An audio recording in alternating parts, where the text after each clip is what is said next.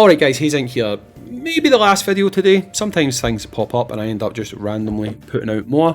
But I think this is going to be the last video. And in this video, following up from what I said in the last one, I'm going to give you a bit more, I want to say cheesy ways to help you progress in the inverse world, okay? So I put out a video before talking about the inverse world. I'll summarise very quickly some of the things I said in that, but then we're going to really start talking cheesy strats here, right?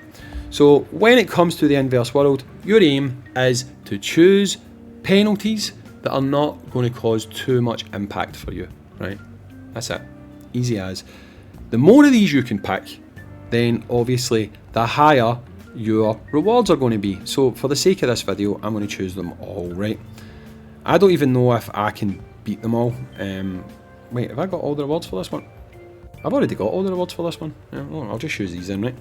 So choose what you can choose. Pick things that are gonna like not impact you too much. For me personally, I find things like the enemy getting more health, things that the enemy do to themselves, except giving them more power, is generally easier to cope with. Things that you do to yourself, if it's stun for the first 10 seconds, freeze for the first 10 seconds, stuff like that, because the game takes a bit of time to actually get going, they don't really do much to you. So pick the right penalties and you won't find it as too much of a hassle for you to get around, okay? But that's not what we're here for. We're here to talk about some of those cheesy strats that you can use to beat these stages, right? So I am purposely here going to put out a bad team, right? So let's go here. In fact, no, do you know what? I won't just yet. I'll put out a proper team, right? So for here, we'll go a proper team, and then I'm not going to finish this battle. Don't worry, right? So put out a proper team. Just say, I don't know. No, that wasn't right. Rose, come back to me, Rose. Where are you, Rose? Where's Rose? Oh, she's there. Put Elena back on the back. Put you back there. Put you up there. Right, okay, so there you go. We've got a kind of proper team, right? Now this team will steamroll this, so I need to kind of stop this quite quickly. So if you watched the other video, you'll know that if you look here, your characters who have gear attached will remain to have that gear attached. However, if you have characters who don't have gear attached, so if we keep going, characters like this, okay, that's not my gear, right? That's my gear. That's not my gear, right? So it will give your characters gear if you don't have enough gear for them, right? This is where cheesy strat number 1 comes in. So, if you're going to use this team, for example, this team's all geared up, absolutely geared up to the max. So I would go in, I would do this stage. Oh, quick, because I don't want to win, right? I would do that stage, I'd win, no problem at all. Easy peasy, right? But let's say I face a stage that is a bit harder, right? So we'll go over here, right? They're 240. So I go into this stage, and imagine I'm using this team, right? I'm not going to use this team on this one here, right? I'm deliberately going to go down here and pick trash characters, right? So if I go here and I pick some trash characters, and what I mean by trash characters is they're not invested in, they've not got levels, they're probably going to get clapped, right? So, but just for the purposes of this video, right? Imagine that's my team I was using 2 seconds ago, right? So I go into this fight. Okay, how's it going to go? Oh, it's not going too great, right? Well, we'll see how it plays out. Uh-oh, I've lost a character. Bang, right? So I've already lost this fight. I know I've lost this fight. I'm not going to win this fight. It's not going to happen. There's nothing I can do. What I can do is I can leave. Did you see that? So one character was dead. One of my characters had already died. If I go back in here, full team's still alive, right? Just to show you that I didn't do anything funny there. Full team's still alive. Let's do it again. Let's see what happens. So, oh, someone's dead. We've got 2 characters left. Uh-oh. So 2 characters have died. Leave. Bang. Go back in. Reset. Right? So if you're using a team that is your strongest team, and you've maybe you can't stand to lose your Bison, maybe you can't stand to lose your Ken, whatever, right? If you pay attention, you can reset. Right? I don't think you're supposed to, right? But you can reset on the fly, right?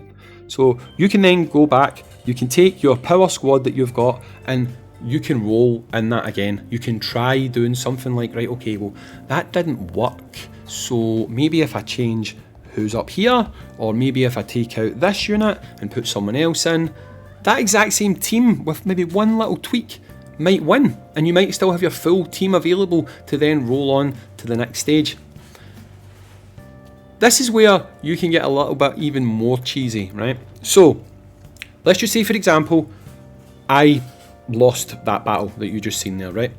And I thought to myself, you know what? To win this next fight, I'm going to have to use someone like Dalsim, right? Just for talking's sake. So if we look at my Dalsim, you'll see that I've got basic gear on him, right? What you can do is quit out, no penalty, go to your Dalsim,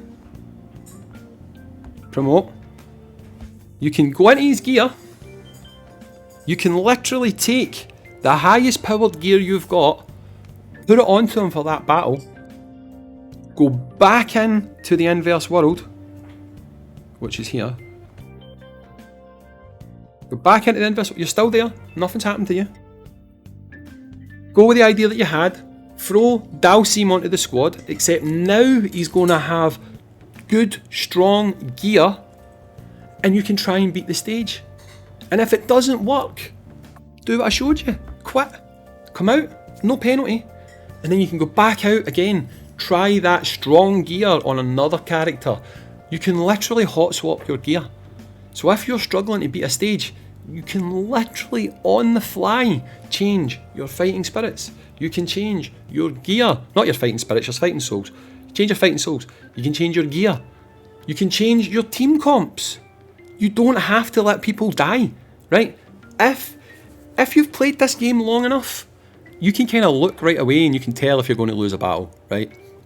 If, starting out, you've not killed any of their team and you've lost a member, maybe two, you know you're not making that. And you already know if that member you lost is going to punish you moving forward, right? If it is going to make you struggle later in the game. If that's the case, don't finish the fight. Come out of that fight, make some tweaks, make some adjustments, go back in and try it again. Now it might take you a while.